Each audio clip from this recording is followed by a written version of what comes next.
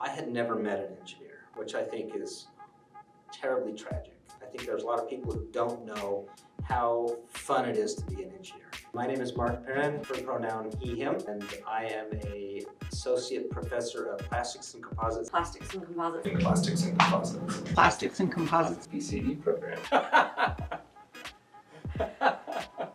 Yeah, sure.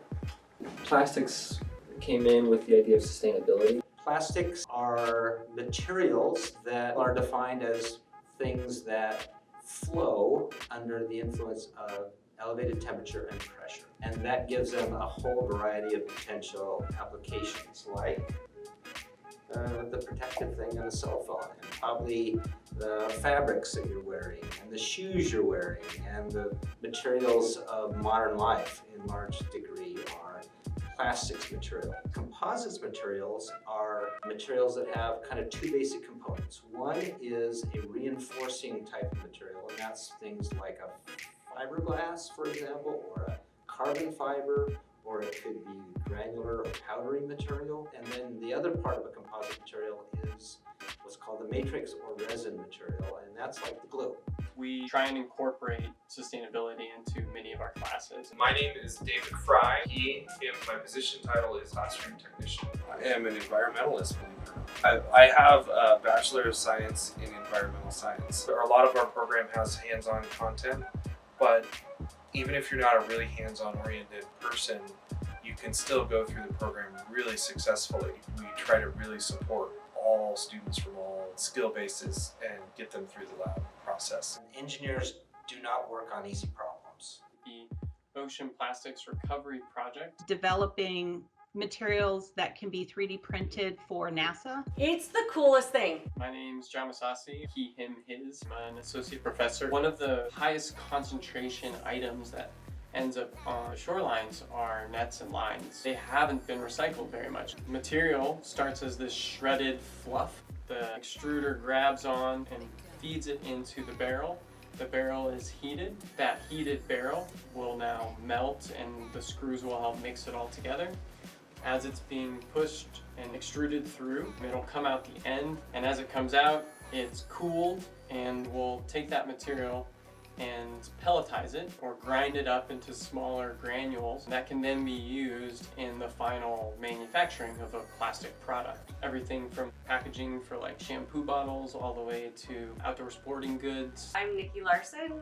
I am a full professor here at Western, and I'm the director of plastics and composites. One of the first research projects I was working on was an orthotic brace for dogs when I came here. They have synthetic bones and synthetic skin and synthetic ligaments, and they replicated an ACL tear.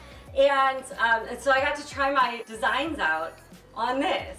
My name is Nicole Hoekstra, and I go with she, her. This is my 21st year. A project that I've been working on for the last couple of years that we're finishing up right now has been the development of custom materials made out of thermosets that can be printed to make components that are going to go on Mars landers for NASA.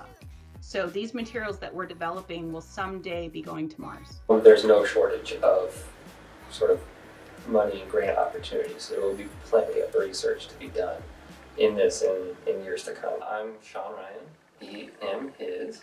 My main job is to work with students doing research. We're here to help support their research needs. They get their names on papers, which is a huge opportunity as an undergraduate to already be on a paper. All of those experiences go to the undergraduates. For undergraduate only, we don't have any graduate students. We go into those places and the students present and do the research just like everybody else there, only they're undergraduates and everybody else is a graduate student. Our undergrads are amazing. Working with the machines, with the equipment, with the instruments, helps to really solidify understanding of concepts that they're learning in the classroom. You're using some very expensive, very big equipment, and it's kind of empowering too when you start being able to run those things on your own. When the students leave here, they know more about these machines and they know more about the processes and how to manipulate the processes than I do. We have a ton of resources on campus for students to learn. We have a lot of things that are available. Intentionally break these things. It's one of the fun things you get to do. You make stuff and then you break it.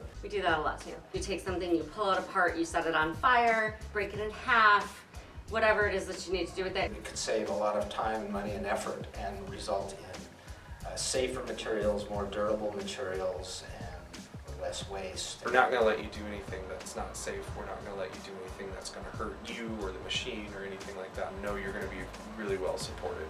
The whole purpose of us being here is for the students and to help the students and to teach the students. I get to learn from and work with amazing people. I didn't say amazing faculty or amazing staff. I said amazing people because I think in our program, we've eliminated the hierarchy between faculty and students, and we go by first names. And we recognize that as faculty, we're learning from the students at the same time that they're learning from us. You can go in all directions and find something fun. We usually take a trip to Portland every fall to visit a bunch of manufacturing companies, and everybody is welcome to go to that. Being willing to try new things and not being afraid to try new things, especially when it comes to big machinery. It's a lot of art and tribal knowledge and experimentation. I think like work hard, play hard. Anyone can join the club at any time and become as involved as anyone would like. These materials and applications are not stagnant. These things are ever changing. Plastics have been around forever. They're going to continue to be around forever. And what we need to do now is we need to find ways to reclaim it. It's a highly recyclable material. We need to get out there and make sure it's being recycled and reused responsibly, because it's an amazing material that you can use again and again and again and again.